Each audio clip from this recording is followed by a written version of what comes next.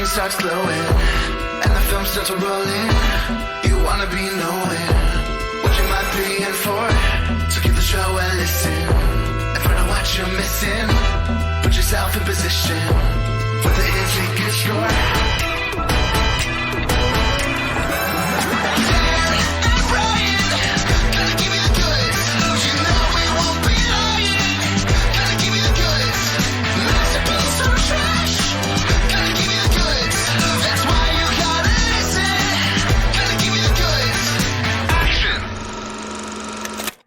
Hey, Brian. Hey, listeners. Welcome to the 141st episode of The Goods, a film podcast.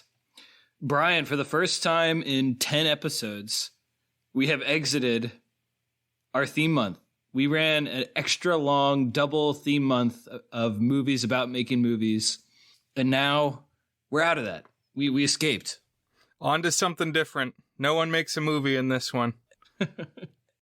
But this is in some ways familiar ground because this is our 4th October already, Dan. We kicked off in the middle of September, so kind of already on the cusp of spooky season in our first episode. Yeah. So it's spooky season. We're recording this on one of the first days of October, and we're going to do a spooky pick now, and I think at least through the end of October, nothing but spooks. So it's kind of like a theme month, not exactly, but you know, that's how we do these Octobers here on The Goods. And I think a lot of the movie watching world leans into horror films or horror adjacent films in October. That's right. It feels good. It feels right. It made me nostalgic for past falls. I've been replaying some of our older episodes, like Over the Garden Wall. I'll definitely be watching that again with the girls. We talk about it a lot, and I have a prank on my 3-year-old where I play her potatoes and molasses when she's not suspecting, and she gets mad at me, and it's very funny. It's the peak of comedy. It's like Rickrolling, except she's never heard of Rickrolling, so it's like I invented a new funny thing for her. So, wow, I've been doing that now for a year or so against her. Good work. So, last week when I told you that we were going to watch and discuss today's film, which is the 1996 film entitled The Craft, directed by Andrew Fleming. I told you I wanted a good teen/school movie that was also a good spooky season pick. And I had remember seeing this movie, and I was like, there's some interesting things about that one. I want to watch it. And then I realized, like, the day after I told you that this is what I wanted to watch, that I was actually thinking of a different movie. I was thinking of a movie called The Faculty, which is directed by Robert Rodriguez, who I'm very fond of, who did the whole Spy Kids series and adjacent series. Right, the one that I didn't introduce you to it. I suppose you'd watched the original Spy Kids before, but I put it on the slate, and then you just took a deep dive. I ran away with it, yeah. And then it's also written by Kevin Williamson, who wrote Scream and was a big influence on late 90s, early 2000s horror. Made it a lot more snarky and teen-focused and quippy and postmodern. So quickly, what's The Faculty about? I don't actually know. I didn't know what The Craft was about. I figured it was witch-related, and I don't know what The Faculty is about, but I have seen it cited as a horror movie. So that's really all that I know. So that's the one I wanted to watch, but we watched something else instead. So, it is what it is. If you know nothing about it, how do you know that that's the one you wanted to watch? Well, because I knew there was one that had like an interesting writer and director, and I had it like in the back of my head. And then it was school themed. It's Faculty, so I assume it's school themed. Okay, I got you. Well, you know what? Even picking this one, not knowing much about it, we still got teens in a high school, and it's still spooky season appropriate. It worked well, and it made me kind of pivot to what we can talk about today, which is the concept of a blind pick, a blind watch, a blind buy, where you go into a movie knowing nothing about it. And particularly if we pick it for the podcast, because, for all we know, could have not very much to say about a movie. It could be neither particularly good, nor particularly bad, nor particularly weird, But I don't know. We were talking a little bit about this, and you kind of came out in defense of the blind pick. So what are your thoughts on this, Brian? How often do you go into a movie, whether it's for the podcast or otherwise, that you know pretty much nothing about? Well, I guess I should practice what I preach. Generally, the episodes I assign are all movies that I've seen before. I'd say it's like a 80-20 split, maybe. But I think it's important that we have ones we haven't seen before because ostensibly the premise of the show is that we're judging movies. We're saying, is this movie worth your time? Is it good? And if it's only ones we already know are good, that doesn't help anybody. Or it just doesn't stretch our faculties. Doesn't broaden our horizons at all. I think it's good that we have some where it really is a blind taste test. Yeah, I agree. I think setting aside the podcast, I think if you're a movie fan, I think it's good. It's like, what am I saying? It's like a palate cleanser. It's like, when you're doing a wine tasting and they give you little crackers and you eat the cracker and then that like kind of freshens your palate for whatever the next thing you're going to have is. To me, it's a little bit what like watching a blind pick is. It like it kind of resets you and brings you into something where you're kind of level on it. It's maybe not a director that you're in love with. It's maybe not a series or an actor or even a genre that you're really into. And I would say The Craft is that for me. I mean, there is nothing about this from the outside other than, I tend to like high school comedies, dark comedies. I like that as a setting. And so, I was kind of predisposed to enjoy it, but it's always interesting to come into something not knowing what it is. What this scenario had me thinking of, I think I mentioned it when we covered The Great Race, that 60s kind of throwback to like silent film era melodramas, but as a comedy in the 60s. That the first time I watched that was because my dad rented it saying, "Oh, your uncle really talked this one up. He loves this movie." And then he popped it in and said about halfway through, "This is not the movie." It's like with me and the faculty. I think he was thinking of The Great Escape. Okay. Which is a very totally different film. different. Yeah. Oh, man. But I ended up liking The Great Race. That's pretty funny. So I follow a couple of Criterion forums. I don't really collect Criterion movies, but I find they tend to be passionate movie fans with interesting things to say and like slightly artier film taste than your typical film board. And I also just find the collection of physical media to be kind of fascinating. But they talk a lot about blind buys, which is the same concept where you buy a movie without knowing anything about it just because it's a Criterion movie. I guess in some ways that's the opposite. It's almost like excessive loyalty to Criterion that you'll buy anything they release, But it's conceptually, it's a little bit the same because you don't know what you're going to get. If you go, I'm just going to go choose spine number 497 and buy that, whatever it is, and watch it. And so, like, I don't know, that for those ones, it's a little different because you're like committing $20 to buying a DVD or Blu-ray or something. But I like the spirit of expanding your horizons. You might wind up with Armageddon. I knew you were going to bring up Armageddon. Whenever Criterion comes up, people love to talk about Armageddon as like the bad movie in the Criterion collection.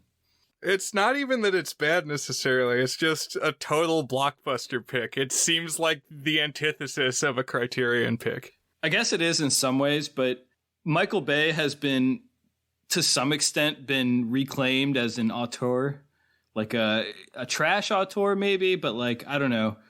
He makes films in a very specific vision. And I think whenever somebody who does things in a very specific way gets derided upon too much, there's always going to be cinephiles that pivot back the other way. So, I don't know. I actually like Armageddon. I don't know if I'd say that about any other Michael Bay film, but I think it has its moments. I just find it funny that it's a Criterion inductee. I think I watched it in 4th or 5th grade, but I don't really remember anything about it. It's got Liv Tyler. Oh, That Thing You Do. And then that's the one with the song where... Don't want to miss a thing. Yeah. Which the subject of that song is Liv Tyler. So she's like the romantic interest. Right. But her dad sang it. Isn't that a little weird? Oh, for sure. Okay. I'm not alone in that. Okay. But also, like, the story of Armageddon, to completely veer off track, but, like, the climax is, so the dad is Bruce Willis, the dad of Liv Tyler, and she's kind of got a relationship going on with the young oil driller played by Ben Affleck, and then all the oil drillers go up to the asteroid, and then they've got this, like, nuke, they get hired to dig a tunnel down to the core of the asteroid that's going to hit the Earth. And they have to go because it's easier to train diggers to be astronauts than astronauts to be diggers, apparently. But so the team digs the hole and they get the nuke down there, and then they find out that, like, the detonator doesn't work or something. So they can't detonate it remotely. They have to detonate it on site, and it's going to kill whoever sets it off. And originally Ben Affleck's like, I'll do it. And then Bruce Willis says, no, you have your whole life ahead of you. It needs to be me. And so then, like, the message of the song, I think, is kind of, it's like Bruce Willis also, like, saying goodbye to the daughter. Okay. So a whole lot of weird vibes in that one is what I'm taking away. It's written by Liv Tyler's dad, sort of sung about daughter, but it also is a romantic ballad for sure. Right. Okay. Good to know. Also uses well the song Leaving on a Jet Plane. Does it play when they are literally leaving on a jet plane? Or is it a rocket ship? Well, they are not on a jet plane, Dan. They are on a rocket ship. Okay, that makes sense. Yeah. So, on the topic of 90s films. Well, on topic of 90s films, but also on the topic of blind picks we've done in the past that have worked out well. Idle Hands was basically in this boat when I picked that. I can't remember if that was last October or if that I just kind of picked that in the middle of the year. I honestly don't remember. No, it was. It was from last spooky season, and I was very much feeling some of that vibe. Okay, good.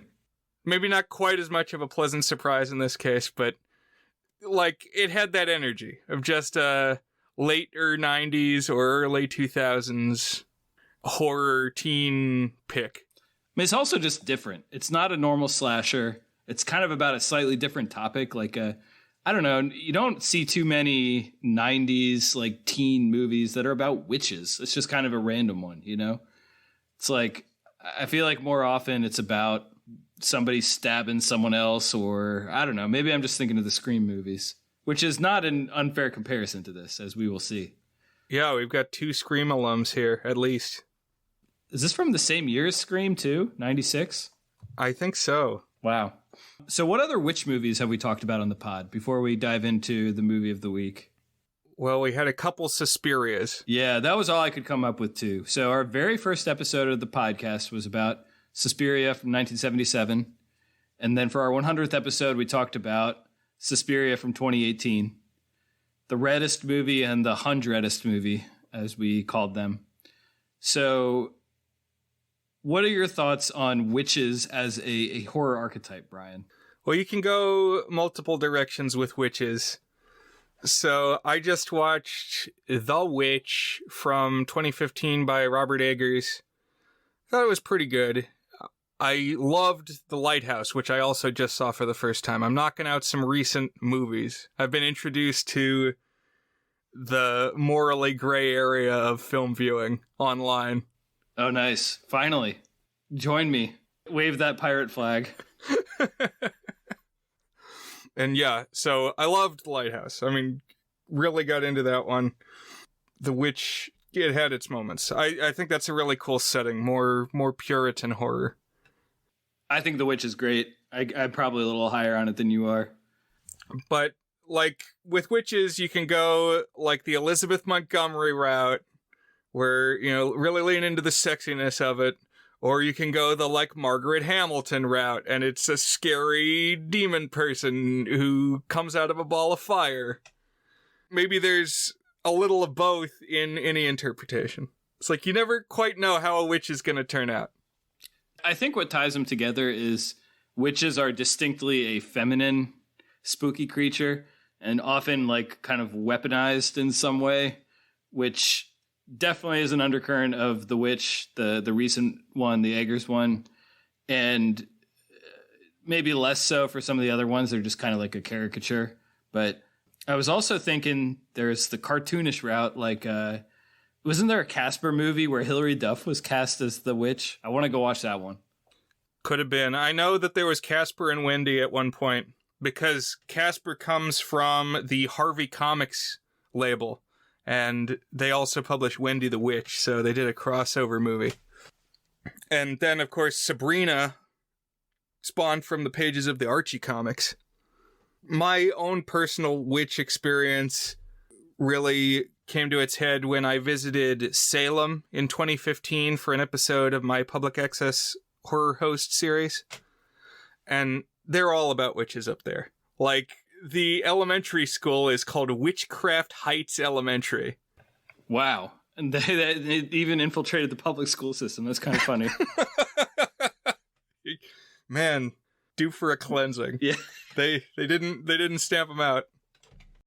What's the name of Haxan? Have you ever seen that? Like the mid-20s or maybe early 20s silent quote-unquote documentary? I think it's Swedish. Yeah. Yeah. Hacks and rules. Yeah. Like, the visuals in that film are insane. It's a really weird film because it's like presented as a documentary about what witches are. And it's like, this is what a witch is. And then it like constructs a bunch of scenes of witches. Like, it's not documentary footage. It's like kind of neither fish nor fowl. It's like trying to teach you, but in the midst of trying to teach you, showing some real spooky-ooky visuals that are really terrific. This is a person in a witch costume. Of course, it's not really a witch. Or is it? Perhaps. Then again, perhaps not. Is that AWOG? That's AWOG for you. Amazing World of Ghosts. So one of the things they say in Haxan is he claims in it that 20% of women who died in Europe over like 300 years were burned as witches. And apparently this is like one of the most laughably wrong facts that has like ever been cited in a documentary. So basically what they did is they took like a 4-month period in which there was a witch burning spat in one town.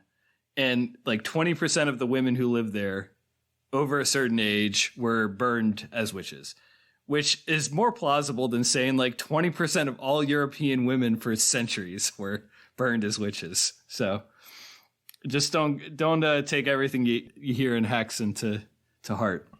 Okay, good to know. And just a little taste of what's ahead. In my next pick, we'll have a little bit more witch history, too. Okay, cool. And if you haven't been to Salem, you should, because it's pretty cool. Their, like, central tourist attraction is the Witch Museum, and it's clear that they have had, like, an evolution of the attraction over the decades. Like, they've still got the core show that they bring into where they've got the like waxworks and it plays the recorded audio from the 70s, and then they like walk you into a little hall at the back of the building that's got like, and here's the Wiccan community today. And so just very different like museum aesthetics and eras. Interesting. I always like that when you have an evolution of viewpoints. The one where this is totally different magnitude of built up over time, both in scope and in time. But if you ever go to Rome in Italy, it's just insane because like one building will be built in the 1960s, and then the next one will be built in 200 AD, and then the next one will be built in 1300. It's just insane. And sometimes they're like even tiered. Like you'll see the front will be ancient, the next one will be medieval, the next one will be Renaissance, and the next one will be modern. And you can like almost see it in a straight line. It's pretty crazy. Wow. I'm sure there's other cities in Europe that are like that, the ones that have been around forever. But anyways, shall we talk about the craft? One more thing about my own witch experience is that at a yard sale, I purchased a book. This was pretty recently. But it was like How to Be a Witch in 1998 or something. The title was something like Modern Magic. I got to dig around and find it, but it's all spells like how to banish spam emails and stuff. Like, it's got a computer and like runestones on the cover. And yeah, it's like late 90s, early 2000s witchcraft. So I think it would pair nicely with this film. And I'm definitely going to have to drop some key quotes in our Discord. That reminds me of, we've had Gavin on our podcast twice. Great dude, lives in Paris. I got to visit him when I went to Paris. He is a biblical scholar, keen listeners will remember. Just celebrated the birth of a child. Congratulations, Gavin. Congrats. We were going to have him on, but we couldn't get the timing quite right before his baby came, so we'll probably have him in a few months. He bought a book called something like the Bible for Gen Z, and it took Bible verses and translated it into Gen Z slang. Oh, no cap. Exactly. And he was quoting it to us on online chat room when I was talking with him earlier. And we were getting a laugh out of it. Maybe we'll have him quote some of those next time he comes on. Man, I'm just all over tangents today. All right. So The Craft, 1996 film starring Robin Tunney. Don't really know her from too much other stuff. Playing Sarah Bailey. She's the protagonist. And we'll talk about some of the other co-stars as we go through here. So the movie opens as Suspiria did, actually, with this main character driving in the rain from one town to another town. I guess in Suspiria, she like got off a plane or a train or something like that and then hopped in a car. But here, Sarah is driving from San Francisco to Los Angeles. So, Brian, second week in a row, we're talking about someone who splits their time between San Francisco and Los Angeles after we talked about, what's the name of the weirdo who made The Room? Tommy Wiseau. Do you think maybe he's a witch? It's not the worst explanation for how The Room got made. He made a wish to Manon. So Sarah, she's a depressed teenage girl. She's moving with her dad and stepmom. Her mom died a few years ago.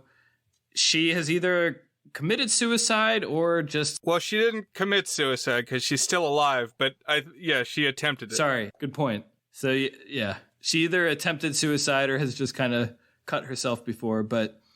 What does Sideshow Bob say? They don't give Nobel Prizes for attempted chemistry. Good one. And her stepdad, I would expect in other movies of this ilk, the stepdad to be an evil character. Here he's just kind of like a nice guy, and he's like the geometric average of all 90s movie dads in one. He looks a little bit like Daniel Stern and a little bit like Charles Grodin and a little bit like other sitcom dads where he's kind of got balding hairline, but like looks a little frumpy, but also kind of friendly. Just a very generic 90s dad. This movie had me thinking about hairlines more than most films. Yeah. And so there's some ooky stuff to start. We can tell there's going to be some bad vibes in this movie now and again. But before long, it is her first day of school. I don't know if it's everyone's first day of school. In fact, I don't think it is. It's just her first day of school at a Catholic school, which gives us some good church imagery. Crucifixes and pews and kneeling and things like that. So I always dig that. I was raised Catholic, as we've talked about, Brian. And she kind of searches for a niche to connect with. There's some of course, obnoxious boys in her class. So one is Skeet Ulrich. That's right, Skeet Ulrich from Scream. And here he plays a guy named Chris Hooker. And he's going to be the sort of romantic interest. I did get a kick out of his friend Breckin Meyer, who just is remarkably good at showing up in bad movies and or making okay movies worse. I don't know what it is about this guy, but he was like the star of Garfield, the movie. And What else has he been in? Breckenmeyer. I'm looking it up now. What else? Let's see. Oh, he was in Clueless, which is a good movie. John, a plain man. He is more than that, but for now, let us say he is John, a plain man. I think we talked about him in Kate and Leopold, too. Whoa. He was in Herbie Fully Loaded in 2005. So, he also made it into the Garfield sequel, A Tale of Two Kitties. On the subject of Kate and Leopold, I guess that wasn't quite a blind pick, but it was close. It was one that I knew a little bit about, and then we tossed it on. So I think that was worthwhile. Another group that Sarah encounters, and this will be the one that she ends up connecting with, is this group of 3 outcast girls. And these 3 outcast girls are all unpopular for different reasons, but all of them are like dealing with personal problems. So the first one is Rachel. She is black, and her personal problem is she's suffering from racism because there's like some mean girls at school. Actually, the mean girl is played by the love interest from the movie Dodgeball, which is one of my favorite comedies of the 2000s. I don't know if you've ever seen Dodgeball. I have seen Dodgeball. I thought it was funny. I think I only ever watched it one time, though, so I wouldn't have made that connection. That's interesting. But anyways, so we have Rachel, played by Rochelle Zimmerman. The next one is Bonnie, played by Neve Campbell. Another Scream. She's the star of Scream, and here she is in probably like the 4th build role in The Craft. 1996 was a big year for her, I guess. Definitely. And she has suffered from some body loathing, body dysmorphism issues because she has these really bad burn scars. Did they say how that happened? No, and it bothered me. I was like, is there a backstory to this? And it just kind of gets glazed over. LOL, backstory. Oh, yeah. What's the story of her back? Because, yeah, she's got these gnarly scars all over her back, but, like, I looked away briefly, and then I looked back, and she's getting, like, laser spot treatment on this scar mass. And I was trying to remember, did they talk, was she in, like, a car crash or something? And I didn't notice. It was like an aside where one of them said, she burned herself, but I can't remember if it said, it wasn't noteworthy enough that it came up again. So I don't know. And then the last one is Nancy, played by, I don't know if you pronounce it Fairuza Balk. And she has a very distinct look. If you've seen this actress before, you know her. She has here like really intense eyeliner and lipstick. Yeah, she's like the scary but pretty goth girl. Yeah. And what else have you seen Fairuza Balk in? I don't actually know. Would I know her from something else? I should have looked it up to figure it out. So I think her probably most famous role is she played Dorothy in the Disney sequel to Wizard of Oz, Return to Oz in 1985 as a little girl.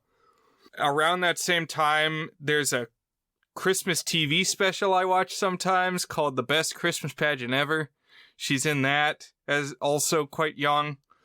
But the thing that I know her from where she looked like this, where she's around this same age, is in American History X.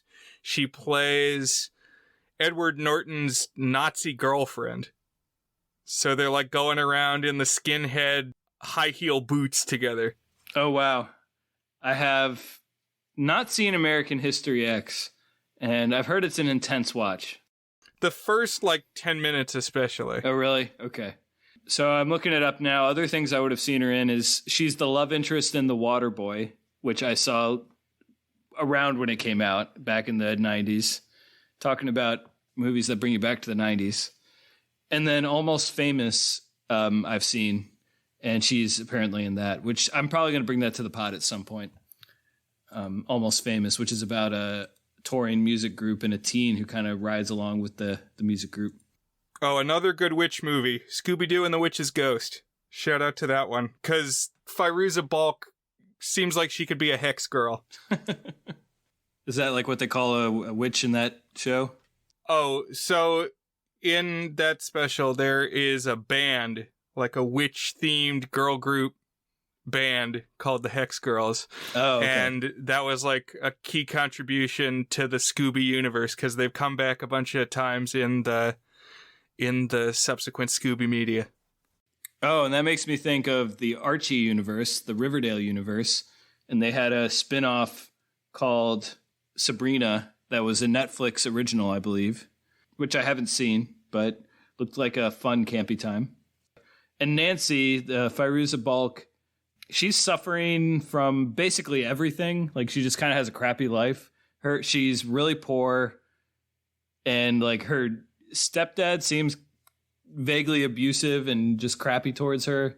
And she lives in a little house, and even her mom isn't very nice to her, and poverty and all that. So just she's easily kind of the worst off of this group. And it turns out that these three girls are witches. That's it. They're already witches. So from the start, and they're looking for a fourth person to join their coven. And I guess Sarah's kind of also already a witch because they like recognize her as a witch. Well, she's levitating a pencil on her desk. And up till this point, I don't think we've seen any of the other three actually do any magic. So I wonder if all the power is in Sarah. Interesting. So they're just kind of goofing around, kind of what I think of real life witches doing. Like it's like a bonding spiritual thing. And she's actually got the magic power in her. And could be. Also, it seems like there's some power in there being four of them, because that certainly is what the original three say. Yeah. So they talk about needing a fourth to complete their circle. Air, water, fire, and earth. You need four. And they worship a earth deity of some sort called Manon. So I've never heard of Manon. And Manon does not have a blue hyperlink on Wikipedia. That was my criterion as well. It's like, this isn't leading anywhere. This must not be a thing. Because if it was, it would link to the dedicated article. So I was wondering, Brian, what is Manon just made up, do you think? That's my guess. Maybe we could read a little more into it, but just substitute your demon of choice. This could be Moloch. This could be Baal. Astaroth. If Manon is made up, I choose to read it as intentional that has man in the name because gender is definitely a factor in this story. I don't know, it's like QAnon or something, or in the 4chan green text, they're always referring to people as Anon. Oh, it's like M-Anon. Interesting. That's a different conspiracy, yeah. Arguably, QAnon is a scarier conspiracy. But when they describe Manon, they also, it doesn't really make sense. They say Manon is everything. It's the dirt and the sky and the things that God controls. And I was like, I don't know what you're saying. I don't really understand this, but I guess it's just generic witchy demon type. Yeah, they say something like, if God and the devil are fighting on a stage, Manon is the spotlight. But that's so... But I thought this was a deity of power, so I don't know. Anyways. What do they say about the Force in Star Wars? It connects us and binds us. No midichlorians in the craft, unfortunately. I was waiting. No Jar Jar Binks either. Well, they made a sequel in like 2020, Dan, called The Craft Legacy, and we gotta find out. I actually watched it, Brian. Okay, all right. I had my suspicions. I was going to bring it up at the end of the episode. Yeah. That probably wasn't even the right title. What was it? It is The Craft Legacy. Yep, that's right. Okay, all right, good. Phew.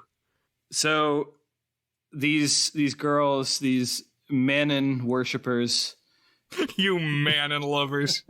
They frequent a friendly witchy shop that has a nice shopkeeper who warns them not to get carried away with their witchiness. So what are the odds that they're going to get carried away, Brian, with that warning? Pretty high. Yeah. The shopkeeper's name is Lirio. Lirio, according to the subtitles. And I liked that. I thought that was a good character name.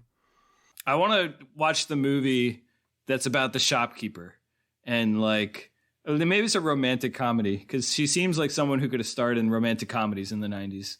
Right. I feel like Lirio must have come from Halloween Town or something. Yeah. She's got that energy where she's the friendly monster, whereas everybody else in the movie is like more sinister than that.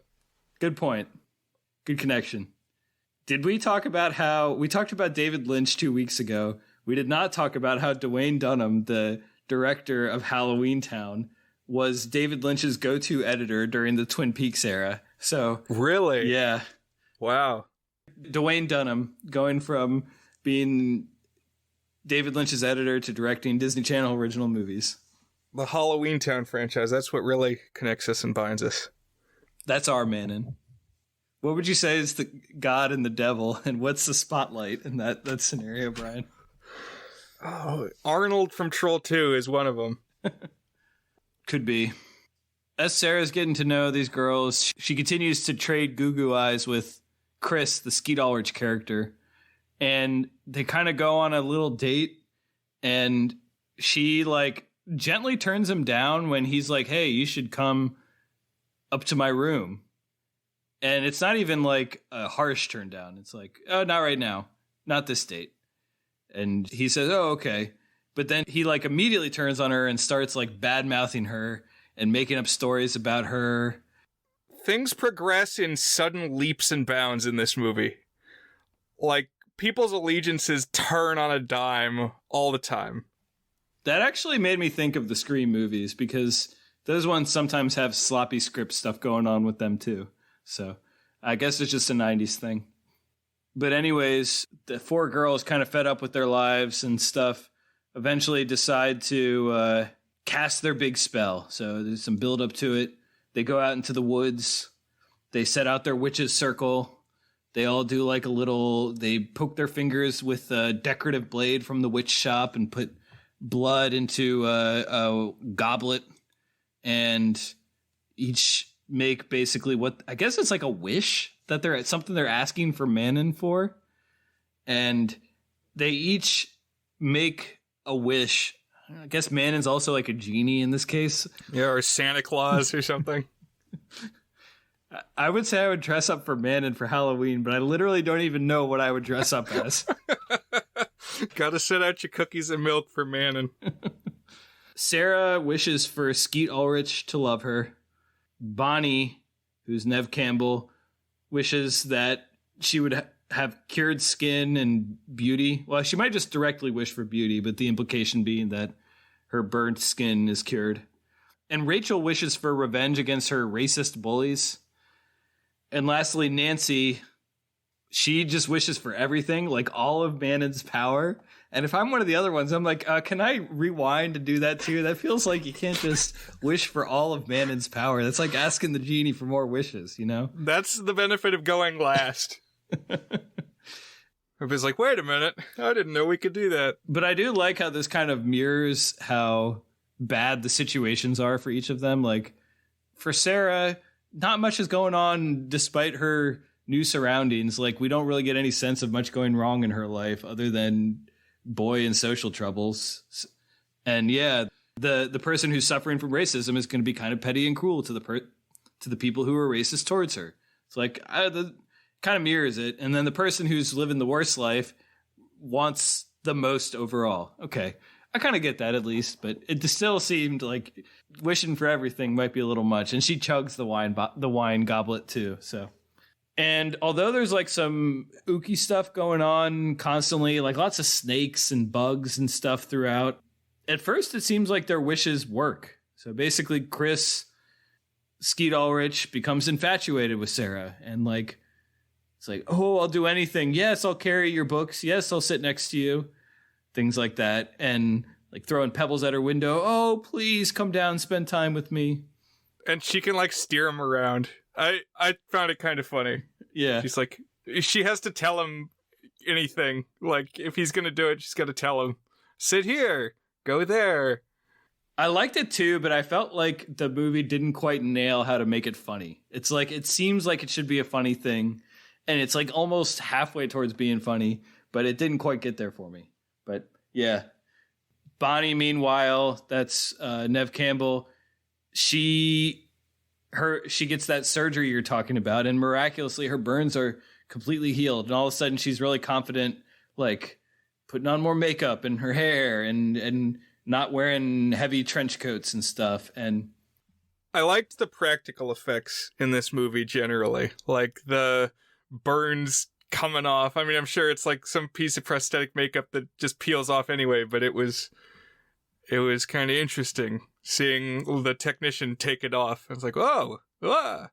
And all the stuff with the bugs. For whatever reason, this magic, it just kind of generates bugs. And then the more black it gets, more bugs.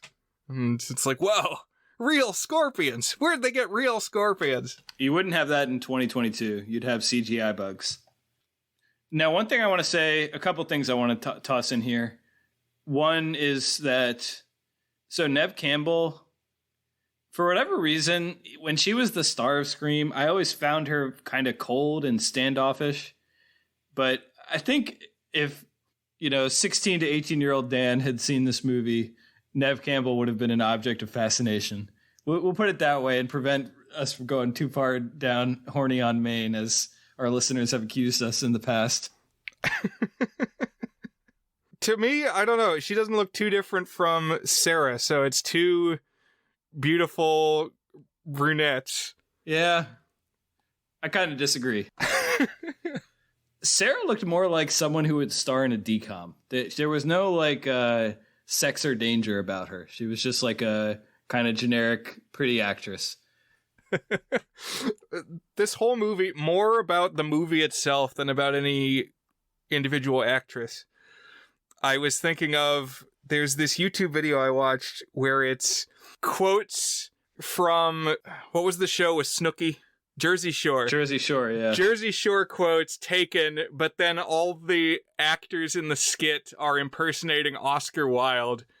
And so they're sitting around this beach house imitating Oscar Wilde, but saying Jersey Shore quotes.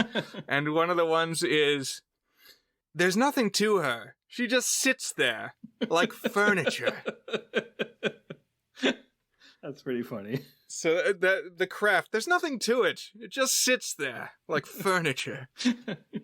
Actually, now that I said that she seems like she could be the star of a DCOM, it strikes me that this movie is like a hard PG-13, extra spooky DCOM in some ways. Like, just like a lot of DCOMs, it doesn't have all that much narrative thrust to it. And there's just kind of some scenes that are just thrown in there just for the hell of it. And it kind of takes a sort of random, kind of out there, vaguely supernatural or high concept thing and turns it into a story that's not 100% fully baked. I can definitely see some DCOM energy in this. I don't know about you, Brian. Right. Yeah, there's nothing too gnarly. Like, there's basically no gore in this film. Definitely a lot of spookiness and darkness, though. More than you would see in your typical DCOM. I don't know. I will say I did like a lot of the scenes where they were just kind of hanging out and like being witchy and not necessarily like driving into the themes and narrative of the story, but just like witch as sort of this bonding thing, almost like a metaphor for being an outcast, connecting with other outcasts in some ways. This movie has good 90s vibes. It felt like an episode of The X-Files or something. I like the editing in the opening credits where it's like, The Craft, and there's just a flash of like frame by frames, half subliminal, witchy images. Right. I guess we didn't finish going through how their wishes were going. So, because at the start it's kind of going well for everyone. Rachel's bully, her hair starts falling out, which kind of mirrors that, like the way that she was being racist was talking about Rachel's distinctly black hair, curly, and kind of making fun of it, using slurs against her and stuff. So now that's kind of mirrored back on her. The bully's hair starts falling out. And lastly, Nancy, who just wished for everything, she basically starts using magic to fix everything in her life and just like get all of the problems in her life out of her way. So she basically kills her stepdad, and then her family apparently he had a huge pension. And so now they have money too. And like, she's doing stuff like, oh, I can just make lights turn green when I get up to them because I have the power of Manon and things like that. She walks on water and she kills a bunch of sharks for some reason. Yeah, I didn't know what was up with that. That to me was more just generic ookiness to go along with the witchiness. It's like, I guess that's a sign that things are about to turn, you know? you kind of pushed it to its limit. You know what? I think you're right. Maybe that's what they were going for, that it's the same thing that's making the bugs appear. Maybe it like brings them up out of the ground, and so when they're at the beach, it brings the sharks up out of the water.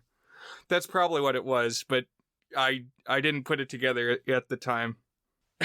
It just made me think of the Trump tweets that are like, sharks are last on my list. I don't remember that one. He had too many out there ones. Not a fan of sharks. But don't worry, they will be here long after we are gone. The man can post. Few doubt that. Regardless your take on his politics. And thanks to Elon, he can post again. Although he doesn't on Twitter, does he? No, he made his own with blackjack and hookers. Truth Social. And you call them re-truths instead of retweets. To be rich enough to be able to come up with an idea that dumb. It's the Wiseau principle. If you throw enough money at something, you can make anything happen. So then things do start to turn from good to bad, as they inevitably do in Wish stories. And one thing this had me thinking of was I just watched this movie that I think is technically premiered in 2022, but has been making the rounds recently. I don't know if it was Shudder or something. It just kind of hit streaming, so a lot of people have been watching it. And it's called Talk to Me. So have you heard anything about this horror movie, Brian? I watched this one in the last week or so, actually. Oh, now you have access to all these movies. That's right, yeah. I made a pact. With Manon. Yep. I wish to show me the new movies. So what did you think of Talk to Me, Brian? I thought it was pretty good. So it's about, like, this dead hand that can possess you at parties. You've probably seen the poster. And they use it for, like, social media clout. The weirdest thing to me was that somebody's got the hand before the movie even starts, and like everybody knows about it. It's like, oh yeah, he's got that dead hand you bring to parties that possesses you with ghosts. Like, okay, I guess everybody just accepts this, and it works every time from the start, and they already know all the rules. And it only becomes a problem when they exceed the safe time limit that everybody already knows about. So, I don't know. But what was cool, I mean, the whole thing was kind of cool. I like that it's got, mostly practical effects again. But when it possesses the kid that for some reason the ghosts really hate, he gets slammed around all over the place and he's just getting messed up. And when that happened, it took me aback. It's gnarly, yeah. So, I mean, to me, that whole movie is kind of a metaphor. At least the scenario is like, maybe not a metaphor, but like equating communing with the dead with like any other sort of teen indulgence. Like, to me, the weird stuff about it kind of replicates the way that like teens use drugs, for example. Like, oh, there's the one person who has the drugs and people don't quite know how that person got it first. Maybe they had an older brother, or maybe they knew someone who had some and gave it to them. And then now at parties, that's what they all do. And like, they take it further and further until someone ends up getting hurt. But, like in another teen indulgence story would be like someone gets in a drunk driving accident or overdoses or something like that. But here it's someone communes too long with the dead, someone who's too young and too weak and just gets knocked around and like gets totally beat up. So they has to go to the hospital. Yeah. Can't handle his spirits. Exactly. Yeah. But, right, it's a none too subtle after-school PSA. Pretty much. Also, it's Australian, so be ready for that if you didn't know, just looking at the poster. But I actually also watched that movie recently and was thinking of it as I watched this because it's got some of the same vibe of like the various things that they wish for and encounter are a little bit like heightened versions, spookified versions of, in tenor at least, of things that teens would be dealing with, like infatuated boys and all of a sudden I have the freedom to go out and live my own life, but if I carry it too far, then it's that. And, I have this new beautiful body that boys are attracted to and I can go out and flaunt. And it's like, it's not too on the nose about it, but it still kind of works as like relating back to the teens as a sort of heightened thing. What about Skinamarink? Did you watch that one? I did watch Skinamarink, yeah. So I've only watched like the first half hour so far, and my thought was, what the hell? Like, what is this? It's a movie where the point is to not show you things. It's like, point the camera at the wall, point the camera at the floor. It's like, no, that's not what a camera is for. You should, if you had asked me, would you like this movie? It would have been a hard no. I was like, that's not a Brian kind of horror movie. It's like, it's the opposite of a fireworks factory movie. And I was surprised because so much of the runtime is taken up by Fleischer 30s public domain cartoons, and the credits thank the Internet Archive. Yeah, but that one, the big problem is Skinamarink is just too damn long. It's like, it should be like a 65-minute movie, and instead it's like 100 minutes or long or something like that. If you're going to not show something, at least don't show something for a short period of time, not a long period of time. It just makes me think of the original outing of the Simpsons Treehouse of Horror where they read Edgar Allan Poe's The Raven. And it gets to the part where he opens the door and there's nothing there. And Bart says, you know what would have been scarier than nothing? Anything! Definitely that energy to Skinamarink. We're getting off track here. I feel like you've been going through the movies recently, Brian. I have been. I've been watching a lot of movies. For a little bit, I was doing one a day. Now I've got some more homework, so probably not that same pace this week. But my friend hooked me up, gave me the dead hand of internet illegitimacy, and I watched a bunch in a row. You're feeling Manon surging through your veins. That's right. But yeah, so the witchy powers go too far. They get carried away. So Chris, a.k.a. Skeet Ulrich, it wouldn't be a 1996 horror movie starring Skeet Ulrich if he didn't end up being a skeevy guy who gets killed. So here he basically takes his obsession with Sarah too far and like essentially attempts to rape her at one point. And like his obsession and lust basically taken over him and he can't control himself. Meanwhile, Bonnie, a.k.a. Neve Campbell, she gets obsessed with her looks. Rachel's bully, the one who was losing her hair, like loses basically all her hair and it's got like weird scabs on her head and it's really gross looking. Yeah, I didn't like it. And we see her like rocking in the shower in shame at school. Have you ever read or watched Thinner by Stephen King? No. It's like a body horror short. I think it's like a novella. I read it when I worked at Ripley's in the 4D theater, and there was just in the projectionist booth a locker full of Stephen King books. But I just recently watched the movie version. It was pretty much the same deal, and it deals with a curse, like this corrupt justice system in a small town railroads this old gypsy family. And they get a raw deal in court because it's a good old boy system. And so then the good old boys are cursed and they all are like gradually succumbing to various gross body corrupting afflictions, whether it be boils or the hair falling out, or the main character starts the story fat and then he starts losing weight and it's like, oh, this is good. But then, you know, by the end, he's Skeleton Man. Oh, gross. Yeah.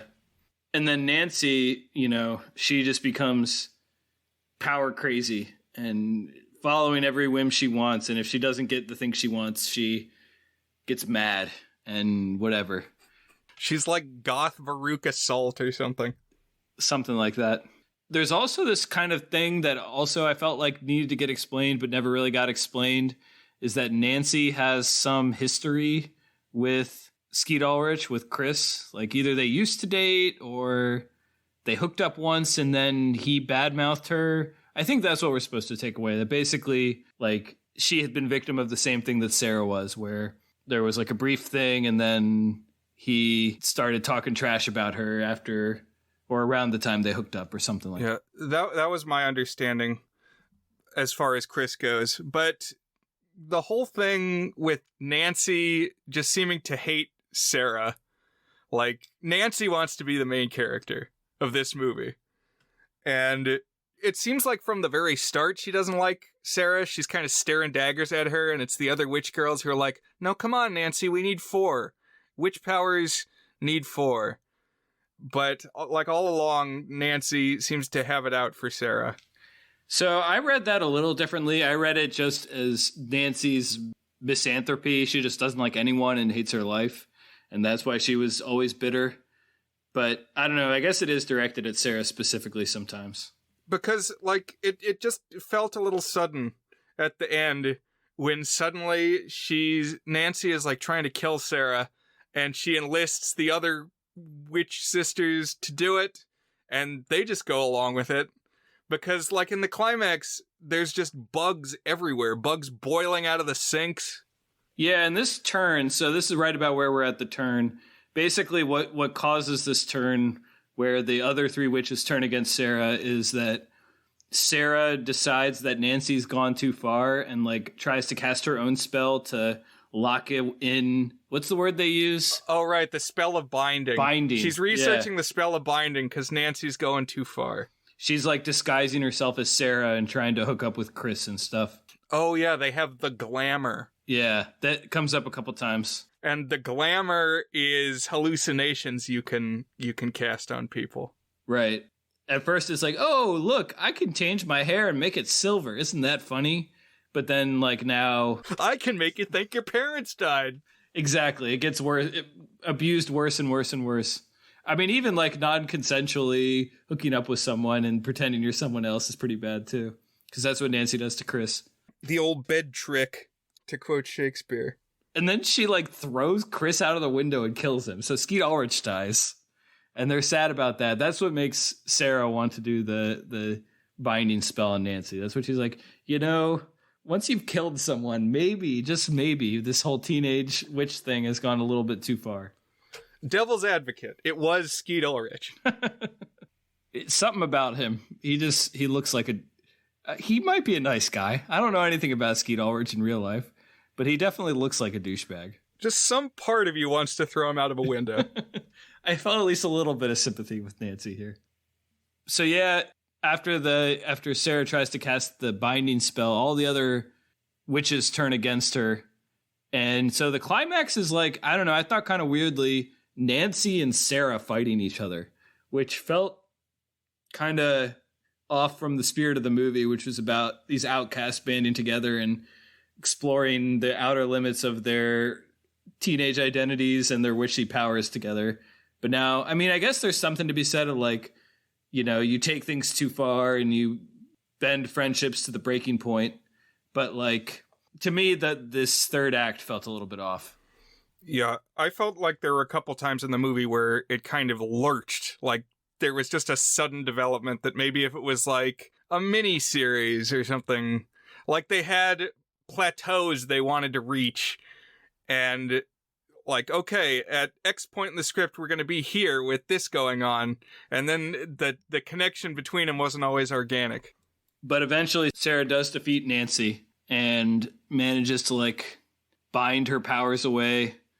And as they're doing the battling in this climax, yeah, they kind of force Sarah to undergo this, like, it was making me think of the trials of Hercules or like Moses or whatever, like witnessing all these horrible, both natural and personal, terrible things that you have to go through to defeat the witches. Like, yeah, there's bugs and scorpions everywhere. There was one particularly gross shot of a toilet that was just overflowing with cockroaches. I was like, that's gross, man. But it's kind of cool. I love this. This was the high point for me, even though I didn't quite understand, especially that like Rochelle and Bonnie were in on the, okay, we're going to kill Sarah now. Yeah. But yeah, that all this magic was making just a deluge of bugs, centipedes and scorpions pouring out of the toilet like Train Spotting or something.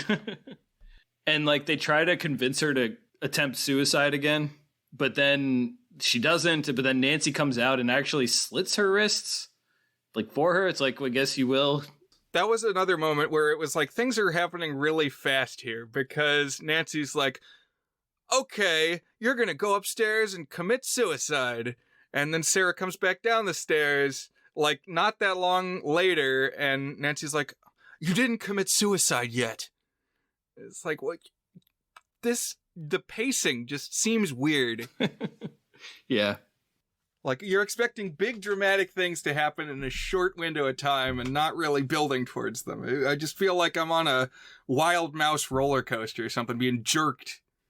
But after the battle is done and we get our denouement, Bonnie and Rachel come up to Sarah and they're like, "Oh man, that we got a little carried away there, huh? Didn't we?" It's like, "Yeah, when you tried to kill me, yeah, I guess a little bit." They've like lost their witch powers for some unknown reason, and Sarah's like, "No, I don't want to be friends with you, and I still have power, and I'm especially loyal to Manon, unlike you." Yeah, I think it was all in Sarah all along.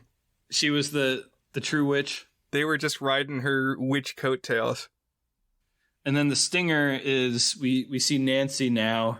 She's in an institution strapped up, and she's like insisting that she has powers and it can fly, and like almost suggesting that it was like insanity for her all along or something like that, you know? I don't know. Like she was unable to cope with her bad life, and this is how it manifested itself, which I guess dovetails with the power was in Sarah all along theory. But that's how The Craft from 1996 ends, Brian. Well, now I'm curious, Dan, what does happen in the sequel? Can you give us a little taste? Yeah, I'll tell you about the sequel. So it came out, I think, in 2020, maybe 2021, called The Craft Legacy. And it's kind of a reboot. Like, it doesn't really follow the same characters, but it does follow a character who moves in. And I think it's worse than the original. It's not like aggressively bad. One thing I did like is it has kind of the same dynamic where there's a fourth girl who comes in and that kind of kicks off the witch circle. But they have really good chemistry, and they really felt like teens who were friends in a way where The Craft always felt like a little heightened and forced. I don't know. That I think was the strength of it. But I think the script was pretty dumb. Like the story didn't work even as well as The Craft. And it does a thing that a lot of movies from the past few years do, where it like tries to make the horror more tightly connected to like the themes like directly, and kind of makes it about a whole bunch of things. Like there's some trauma and toxic masculinity. Like the bad guy ends up being the stepfather in that one. Yeah, everybody's got to have trauma in horror movies these days. Yeah. And it has some of the same beats, but can I tell you the twist ending? Go ahead. So another thing in that one is the main character is really close to her mom. And so they spend a lot of time together and comfort each other. And a big twist in the third act is, "Oh, you're not actually my birth mother. I was adopted." And then the stinger scene after like we've gotten past the climax of that one is that she's going to go meet her birth mother. And she goes, and her birth mother is in an institution. Like, wait, what? And it's Fairuza Balk appears. That's her mom of the main character. Perfect. She's the one I wanted to know. Okay, I want to see her if we ever return to this. But it's literally one shot, and then the movie immediately ends. She doesn't even get to say anything. So it was kind of disappointing. I think they were maybe setting it up for like a sequel, but the movie lost a lot of money and got bad reviews, so I don't think there will be a sequel. Oh, man. No Craft 3? Then how are we ever going to have Craft 4 where the A is the 4? Kerforft. I don't know. I will say the effects are also much worse, so I think you would have a bad time with that one, Brian. I probably would. Does anybody float around in a CGI bubble? No, none of that. Unfortunately, or maybe fortunately. But their favorite effect in that one is a thing where like it freezes the entire frame except for the main character. It uses that gimmick like 7 times. And after the second time, I was like, I think that's enough of the thing where they're like freezing time, but that's how they avoid dangers. That's the spell they can cast. But then they uses it like 6 more times. And I'm like, okay, pump the brakes on this one. I think that's one you can do entirely in post. So that's probably why they relied on that one. But anyways, Craft Legacy in there. I would not necessarily recommend it. I would give it a 3 on the Is It Good scale, probably. How does it compare to something like More American Graffiti? Oh, man. More American Graffiti is delightfully weird. I would much rather recommend More American Graffiti. Also, it's called The Craft Legacy, but like except for that very last scene, it doesn't connect to the original Craft at all. It's like, wait, I don't know what the legacy is here. It doesn't really come up. But the guy who plays the British monarch in the recent rom-com Red, White, and Royal Blue plays the love interest in that. And there's a twist that he's bisexual. And I was like, oh, I guess he's typecast now as someone who's secretly gay, because that happens in Red, White, and Royal Blue too. But anyways, any good things or not so good things you wanted to shout out about The Craft, Brian? You know, it went down easy. It was inoffensive. It may end up fairly forgettable. It's fresh right at the moment, and it fit the season, so I'm glad we watched it. Yeah, I think it's cool that it's about... It just feels slightly unique. It doesn't feel like every other horror movie. Not that I've seen all of them from this era, but just like the witch angle and like the girls bonding angle just feels a little different than your normal 90s Scream era horror movie. So I thought it benefited from its uniqueness. It made me curious to watch Charmed. Isn't that the other 90s girl witch movie? Is that a movie or a TV show? I think it started with a movie like Buffy the Vampire Slayer, but I could be wrong. Okay. You know what? Throw on Matilda too. Why not? As far as if we're just watching all the 90s witch movies. Okay, I just searched Charmed, and I'm not seeing that as a movie. You might be thinking of something else. Okay. For whatever reason, I've always lumped Charmed in with Clueless. And I don't really have a reason for that other than they both start with C and it's a single word. But family drama television series. Yes, I guess so. It was a show. You're right. I just looked up witchcraft movies of the 90s, and... I'm sure it put Hocus Pocus up there, right? It did, yeah. Scooby-Doo and the Witch's Ghost on here, too.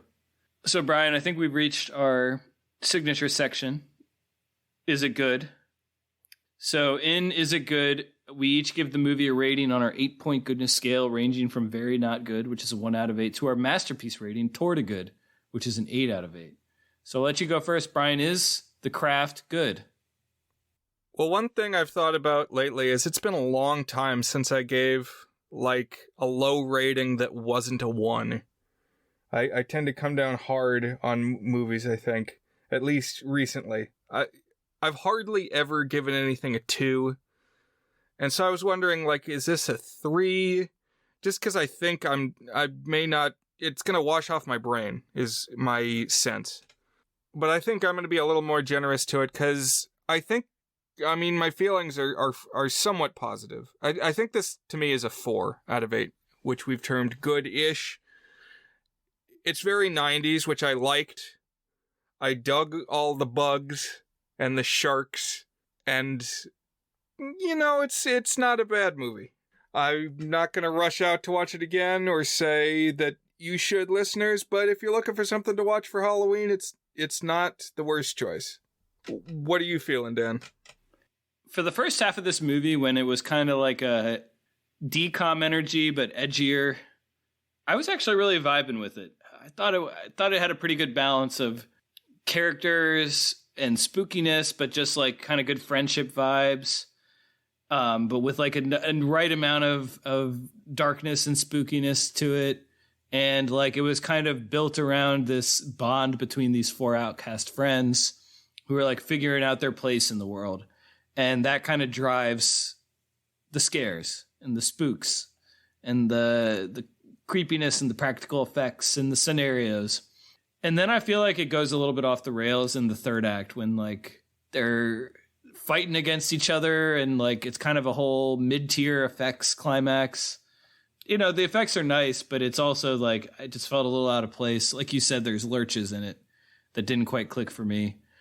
So I was actually at a soft 5 for a lot of the movie, and then I kind of sunk down to a 4 as well.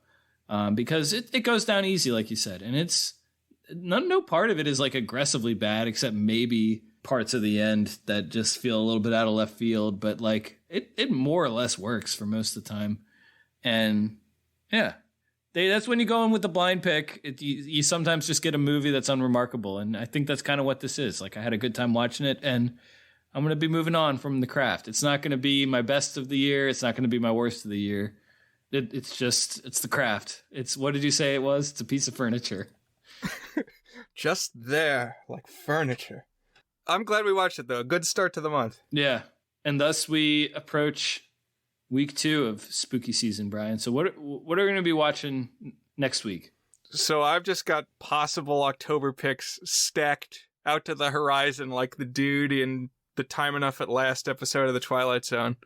This year, and next year, and the year after that, and the year after that.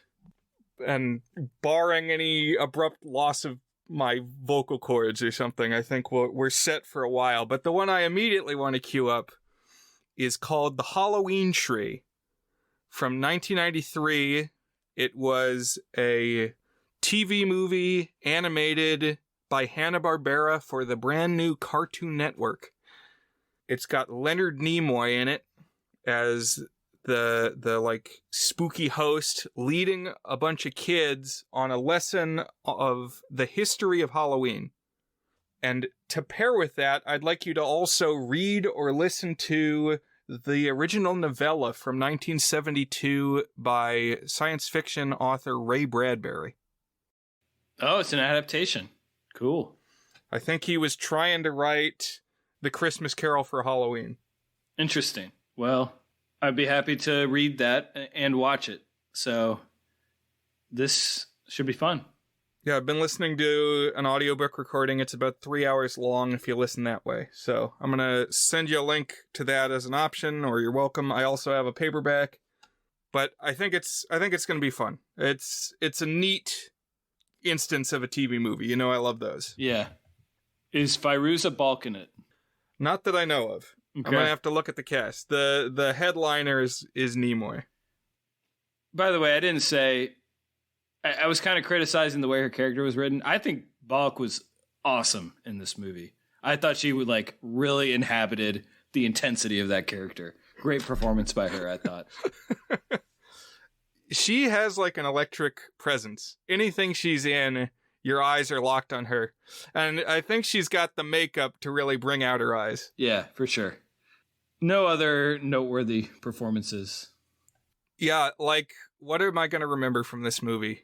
A lot of scorpions and the girl's hair falling out, which I think my hair may be thinning a little bit, and it made me scared. I was afraid. Not Breckin Meyer. That's not going to be your takeaway. Maybe we'll do Breckin Meyer month. Literally the only other time I've heard that name is from you in a previous episode. So I had forgotten everything that you said until you said it again. Forget everything you know about Breckin Meyer. Done. Well, thank you, listeners. We're recording this late, listeners, so if I seem a little loopier than normal, that would be why.